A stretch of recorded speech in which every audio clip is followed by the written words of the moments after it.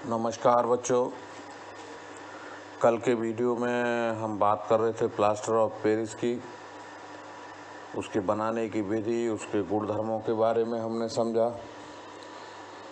आज बच्चों इसी चैप्टर का आखिरी जो भाग है उसमें मैं कुछ महत्वपूर्ण बहुविकल्पीय प्रश्न और कुछ लघु उत्तरीय प्रश्न लेकर के आपके सम्मुख आया हूँ। मैं आपको उनको समझाना चाहता हूँ। आप ध्यान से इन प्रश्नों को सुनें और वीडियो से भी आप इनको नोट कर सकते हैं। और आज वीडियो जारी करने के उपरांत मैं इसकी पीडीएफ फाइल, पूरे चैप्टर के नोट्स की एक पीडीएफ फाइल भी अपलोड करूँगा। तो उस पीडीएफ फाइल के माध्यम से आप इस पूरे चैप्टर के सारे नोट्स अपनी उत्तर पुस्तिका में अंकित कर लेंगे। बच्चों, जो महत्वपूर्ण बहुविकल्पीय प्रश्न हैं वो इस प्रकार हैं। जैसे पहला प्रश्न हम लेते हैं कि किसी क्षारीय विलयन में फिनोल्फ्थेलिन सूचक का रंग होता है। इसमें 4 विकल्प हैं, जैसे कि पहला लाल, दूसरा पीला, तीसरा नीला और चौथा रंगहीन। तो बच्चों, मैं आपको बता दूं कि क्षारीय विलयन में फिनोल्फ्थेलिन सूचक का रंग लाल होता है, अर्थात इसका जो पहला विकल्प है ए वो सही है। इसी प्रकार प्रश्न संख्या 2 के क्षारक के साथ हल्दी का रंग होता है, यानी क्षारक के साथ हल्दी का रंग किस प्रकार का होता है। बच्चों, इसमें 4 विकल्प आपको दिए गए हैं। पहला विकल्प ए पीला, दूसरा विकल्प बी नारंगी, तीसरा विकल्प सी भूरा लाल और चौथा विकल्प डी इनमें से कोई नहीं। तो बच्चों, जो तीसरा विकल्प है सी भूरा लाल, ये इसका सही उत्तर है। इसी क्रम में तीसरे प्रश्न को हम लेते हैं कि निम्न में दुर्बल अम्ल है। तो पहला जो अम्ल है बेटे HCl, और दूसरा इसमें जो विकल्प है HCN, और तीसरा जो विकल्प है HNO3, और चौथा जो विकल्प है वो H2SO4। बच्चों, इनमें जो दुर्बल अम्ल है वो दूसरा विकल्प HCN है। ये जो HCN बेटे, इसको हम हाइड्रोजन साइनाइड बोलते हैं और ये बहुत ही पॉइजनस होता है और रंगहीन भी होता है। तो बच्चों, इसका सही विकल्प है बी HCN हाइड्रोजन साइनाइड। इसके बाद प्रश्न संख्या 4 को देखें कि एक विलयन का pH मान 3 है। तो यह विलयन है पहला विकल्प अम्लीय, दूसरा विकल्प क्षारीय, तीसरा विकल्प उदासीन और चौथा विकल्प कोई नहीं। बच्चों, जैसा कि आप जानते हैं कि pH स्केल पर 0 से 14 तक मान होते हैं। तो 0 से अगर हम 7 तक चलते हैं तो अम्लीयता बढ़ती हुई चली जाती है, और 7 के बाद में क्षारीयता। तो इसका pH मान है तो 0 से 7 के बीच के जो मान होते हैं वो अम्लीय की श्रेणी में आते हैं, इसलिए इसका जो पहला विकल्प है वो अम्लीय कहलाएगा। प्रश्न संख्या 5, आगे का प्रश्न, खाने के सोडे का रासायनिक सूत्र क्या होता है। बच्चों, ये सारे प्रश्न ऐसे हैं जिनको आप पहले समझ चुके हैं, नोट कर चुके हैं। ये सारे के सारे प्रश्न उन्हीं में से हैं, लेकिन फिर भी एक रिवीजन के लिए मैंने आपके सम्मुख ये प्रश्न रखे हैं, तो आप इनको भली भांति याद करेंगे। खाने के सोडे का रासायनिक सूत्र, इसमें भी 4 विकल्प दिए हुए हैं, जिसमें पहला विकल्प Na2CO3 है, दूसरा विकल्प NaHCO3 है और तीसरा विकल्प NaCl है और चौथा विकल्प NH4Cl है। तो बच्चों, इसमें दूसरा जो विकल्प है NaHCO3, जिसे हम बेकिंग सोडा भी कहते हैं, और सोडियम बाइकार्बोनेट जिसका रासायनिक नाम है। तो बच्चों, यही इसका सही विकल्प है कि खाने के सोडे का जो रासायनिक सूत्र है वो NaCO3 है। इसे हम बेकिंग सोडा भी कहते हैं और सोडियम बाइकार्बोनेट इसका रासायनिक नाम है। इसके बाद बच्चों अगला प्रश्न कि निम्न में से अम्लीय लवण है। पहला विकल्प NaCl, दूसरा विकल्प NaHSO4, तीसरा Na2SO4 और चौथा विकल्प KCN। तो बच्चों जो दूसरा विकल्प है NaHSO4 ये अम्लीय लवण कहलाता है। इसी तरह से बच्चों अगला प्रश्न के अम्लीय विलयन का pH मान 4 विकल्प हैं। पहला 7 से कम, दूसरा विकल्प 7, तीसरा 7 से अधिक और चौथा विकल्प 0। तो बच्चों पहला जो विकल्प है 7 से कम इसका सही उत्तर है। प्रश्न संख्या 8 को अगर हम लें तो सल्फ्यूरिक अम्ल में अम्लीय हाइड्रोजन परमाणुओं की संख्या कितनी होती है। तो बच्चों पहला विकल्प 2, दूसरा विकल्प 1, तीसरा विकल्प 3 और चौथा विकल्प 0। 4 विकल्प हैं इसमें। पहला जो विकल्प है बच्चों A, जिसमें मान दिया है 2, तो इसका जो सही उत्तर है वो है 2। 9वां प्रश्न बच्चों कि उस पौधे का नाम लिखिए जिसका उपयोग चूर्ण बनाने में किया जाता है। उस पौधे का नाम लिखिए जिसका उपयोग विरंजक चूर्ण बनाने में किया जाता है। तो बच्चों उस पौधे का नाम है हेसन क्लेवर। उस पौधे का क्या नाम है? हेसन क्लेवर पौधा अथवा तो बेकमेन पौधा, बेकमेन पौधा। बच्चों अगला प्रश्न 10वां कि 2 संश्लेषित सूचकों के नाम लिखिए। तो इसका सही उत्तर है मेथिल ऑरेंज तथा फिनोल्फथैलिन, मेथिल ऑरेंज तथा फिनोल्फथैलिन।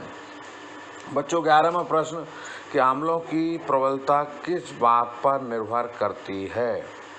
बच्चों अम्लों की प्रबलता हाइड्रोजन आयनों की संख्या पर निर्भर करती है। बच्चों अगला प्रश्न है कि प्रति अम्ल क्या है। बच्चों प्रति अम्ल किसे कहते हैं? अम्लता से पीड़ित जो व्यक्ति होते हैं उनको औषधि के रूप में दिए जाने वाला क्षारीय पदार्थ बच्चों प्रति अम्ल कहलाता है। यानी इसका सही उत्तर प्रति अम्ल को परिभाषित करें तो अम्लता से पीड़ित व्यक्तियों को औषधि के रूप में दिए जाने वाला क्षारीय पदार्थ प्रति अम्ल कहलाता है। बच्चों इसी क्रम में प्रश्न संख्या 14, इसमें मैंने कुछ रासायनिक अम्लों के सूत्र लिखे हुए हैं, तो इनको भी आप भली भांति याद कर लेंगे क्योंकि परीक्षाओं में ये अक्सर पूछे जाते रहे हैं।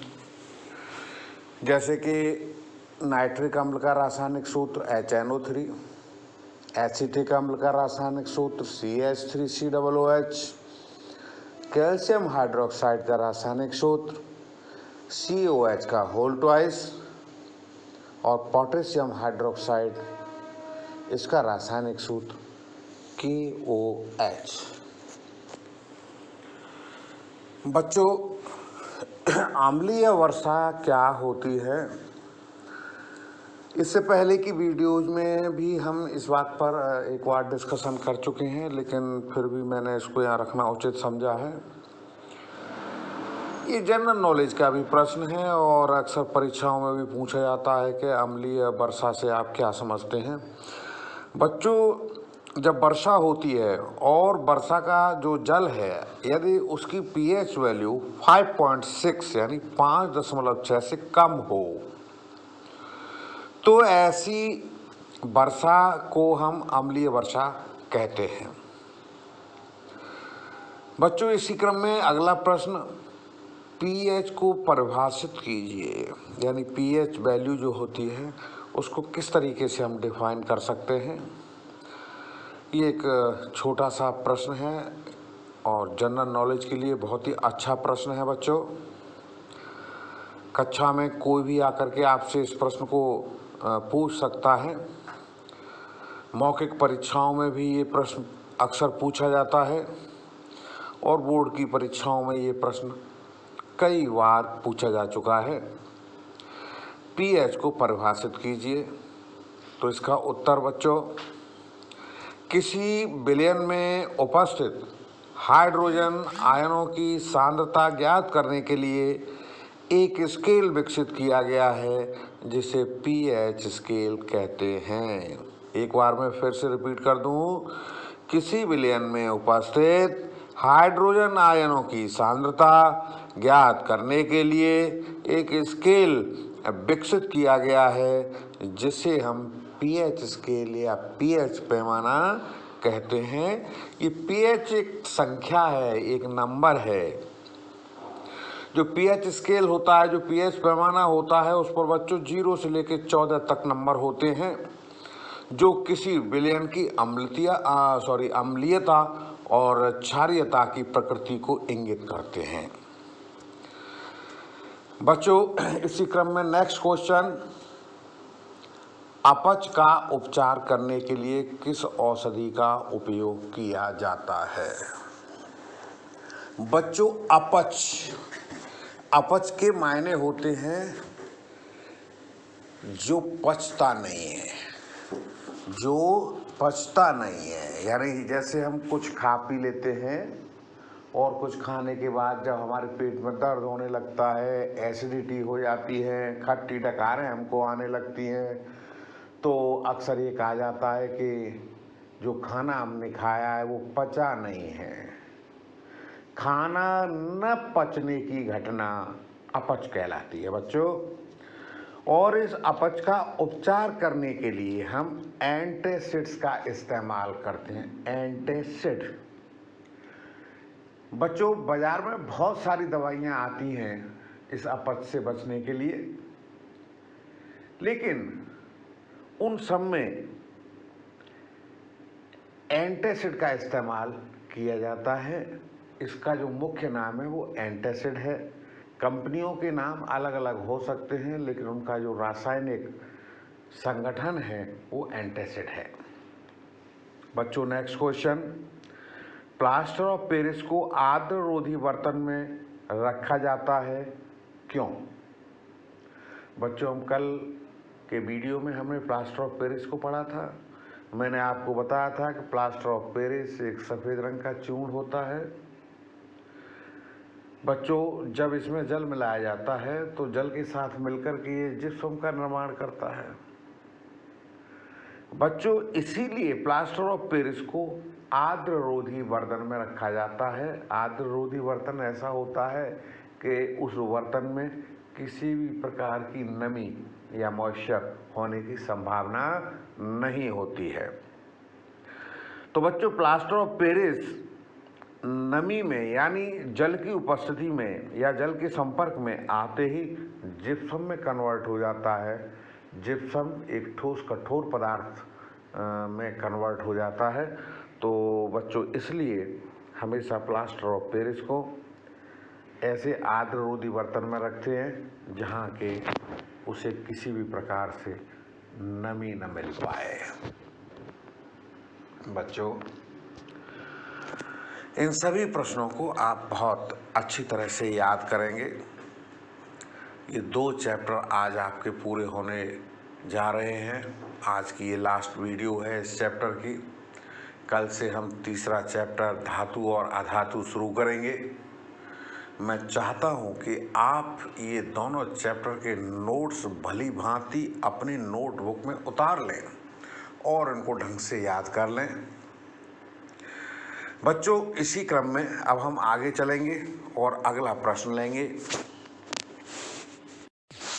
बच्चों, अगला प्रश्न है, आश्रित जल विद्युत का चालक क्यों नहीं होता जबकि वर्षा जल होता है? बच्चों, पहले प्रश्न को ढंग से समझें। आश्रित जल विद्युत का चालक क्यों नहीं होता है? इसका मतलब ये है कि आश्रित जल में से विद्युत का चालन नहीं होता है, जबकि वर्षा जल में होता है। बच्चों, इसको हम इस तरह से समझेंगे। आश्रित जो जल होता है वह विद्युत का चालन नहीं करता, और विद्युत का चालन इसलिए नहीं करता क्योंकि आश्रित जल उदासीन होता है। इस उदासीन जल में हाइड्रोजन आयन उत्पन्न नहीं होते हैं। बच्चों, विद्युत चालन के लिए यह अनिवार्य है कि हाइड्रोजन आयन उत्पन्न हो, लेकिन आश्रित जल में हाइड्रोजन आयन उत्पन्न नहीं होते, जिसके कारण विद्युत चालन नहीं होता है। अगर इसके विपरीत बच्चों, वर्षा का जो जल है वो विद्युत का चालन करता है, क्योंकि बारिश का जो पानी है वो अम्लीय होता है और यह हाइड्रोजन आयनों को उत्पन्न करता है, इसलिए वर्षा के जल में विद्युत का चालन होता है। बच्चों, बहुत अच्छा प्रश्न है ये, अक्सर बोर्ड परीक्षाओं में पूछा जाता रहा है। बच्चों, दूसरा प्रश्न इसी क्रम में, पीतल एवं तांबे के बर्तनों में दही एवं खट्टे पदार्थ क्यों नहीं रखने चाहिए? बच्चों, आप अपने घरों में देखते होंगे कि घर के अंदर आपकी माँ कभी भी पीतल और तांबे के बर्तन में दही और अन्य जो खट्टे पदार्थ होते हैं उनको नहीं रखती हैं। इसका एक कारण है बच्चों कि दही और जो खट्टे पदार्थ हैं ये अम्लीय होते हैं। अम्ल पीतल और तांबे जो कि धातुएं होती हैं, इनके साथ अभिक्रिया करके लवण बनाते हैं। बच्चों, ये जो लवण हैं ये बहुत विषैले होते हैं, इसलिए पीतल और तांबे के बर्तनों में दही या दही जैसे अन्य जो खट्टे पदार्थ हैं उनको हमें नहीं रखना चाहिए, क्योंकि जब इनको हम पीतल या तांबे के बर्तनों में रखेंगे तो इनके साथ अभिक्रिया करके ये लवण बनेंगे और ये लवण विषैले होते हैं। और बच्चों, ये विषैले पदार्थ हमारे स्वास्थ्य के लिए हानिकारक होते हैं, इसीलिए दही और खट्टे पदार्थों को पीतल के बर्तनों में या तांबे के बर्तनों में नहीं रखा जाता। बच्चों, इसी क्रम में अगला प्रश्न कि एक अम्ल के विलयन में जल मिलाने पर हाइड्रोनियम आयन किस प्रकार प्रभावित होंगे? अगर एक अम्लीय विलयन में बच्चों हम जल मिला दें तो हाइड्रोनियम आयनों पर क्या प्रभाव होता है? बच्चों, जब अम्लीय विलयन में जल मिला देते हैं तो हाइड्रोनियम आयनों की सांद्रता घट जाती है। क्या हो जाता है? हाइड्रोनियम आयनों की सांद्रता घट जाती है। तो बच्चों, आप इस प्रश्न को भी ढंग से याद कर लेंगे। एक और प्रश्न, क्या पौधे और जंतु पीएच वैल्यू के प्रति संवेदी होते हैं? पौधे और जंतु पीएच वैल्यू के प्रति संवेदी होते हैं? हाँ बच्चों, बिल्कुल होते हैं। अगर कोई आपसे पूछता है कि क्या जंतु और पौधे पीएच के प्रति संवेदी होते हैं, तो आपका उत्तर होगा यस, होते हैं। बच्चों, एक और प्रश्न हम लेते हैं कि गंदे जल को किस रासायनिक पदार्थ से साफ या स्वच्छ किया जाता है? बच्चों, गंदा जल जो होता है ना, गंदा पानी, इसको साफ करने के लिए ब्लीचिंग पाउडर का इस्तेमाल किया जाता है। ब्लीचिंग पाउडर, कौन सा पाउडर? ब्लीचिंग पाउडर जिसका रासायनिक सूत्र है CaOCl2 CaOCl2। बच्चों इस चैप्टर में हम इतने ही प्रश्न करा रहे हैं। इसके अलावा और भी बहुत सारे प्रश्न आपको पाठ्य पुस्तकों में मिल जाएंगे। आप उनका अभ्यास करें, उनको भी याद करें, लेकिन आपके सिलेबस के हिसाब से जितने भी टॉपिक थे वो हमने आपको नोट करवा दिए हैं, समझा दिए हैं। उनके कुछ महत्वपूर्ण जो प्रश्न हैं उनको भी हमने समझाने का प्रयास किया है और लिखवाने के लिए बच्चों आप यहाँ इस वीडियो के माध्यम से भी नोट कर सकते हैं। और यदि वीडियो के माध्यम से नोट करने में आपको किसी तरह की कोई समस्या उत्पन्न हो रही है तो अभी थोड़ी देर बाद में आपको एक PDF फाइल आपके ग्रुप पर भेज दूंगा और उस PDF फाइल को आप खोल करके उसमें से सारे नोट्स अपनी नोटबुक में अच्छी राइटिंग में उतार लेंगे। बच्चों आप अपनी नोटबुक भी तैयार करते चलिए। आपकी इस नोटबुक को मैं यह मानकर चलूँगा कि ये जो नोटबुक है वो आपके प्रोजेक्ट का एक मुख्य हिस्सा है, क्योंकि हम क्लासरूम में आपसे प्रोजेक्ट फाइल तैयार करवाते हैं और प्रोजेक्ट फाइल जो हम तैयार कराते हैं उसका एक मुख्य भाग में आपकी इस नोटबुक को मानूंगा और इसके आधार पर हम बोर्ड की परीक्षा में आपको अंक देने के लिए उत्तरदायी होंगे। तो बच्चों बोर्ड की परीक्षा की तैयारी के लिए मैं चाहता हूं कि ये सारे नोट्स विधिवत तरीके से अच्छी राइटिंग में स्केच पेन की सहायता से हेडिंग डालते हुए आप इसको लिखेंगे। ऐसा नहीं कि आप यूं ही कॉपी में घास सी काटते हुए चले जाएं। ये लास्ट मौका है बच्चों आपको राइटिंग सुधारने का, क्योंकि इसके बाद आगे की कक्षाओं में आप अपनी राइटिंग में किसी तरह का सुधार करने का आपको समय नहीं मिलेगा। बच्चों इन शब्दों के साथ मैं आज अपनी वाणी को विराम देता हूँ।